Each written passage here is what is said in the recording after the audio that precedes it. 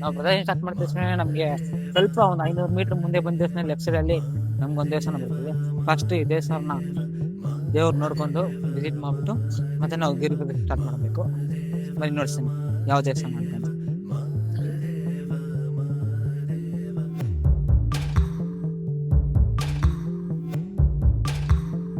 ಗಿರಿ ಪ್ರದಕ್ಷಿಣೆ ಶುರು ಮಾಡೋಕ್ಕಿಂತ ಮುಂಚೆನೇ ಇಲ್ಲಿನ ಭೂತನಾರಾಯಣ ಸ್ವಾಮಿ ಅವರ ದರ್ಶನ ಮಾಡಬೇಕು.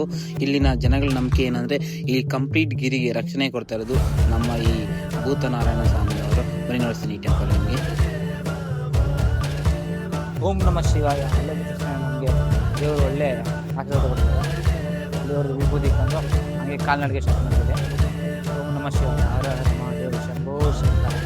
ಬನ್ನಿ ನೋಡ್ತೀನಿ.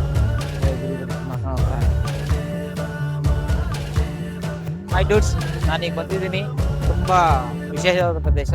ನೋಡ್ತೀನಿ ನಿಮಗೆ ನೋಡಿ, ನಮ್ಮ ನಿತ್ಯಾನಂದ ಸ್ವಾಮಿ ಅವರ ಜನ್ಮಸ್ಥಳ ಅಂತ ಇದು.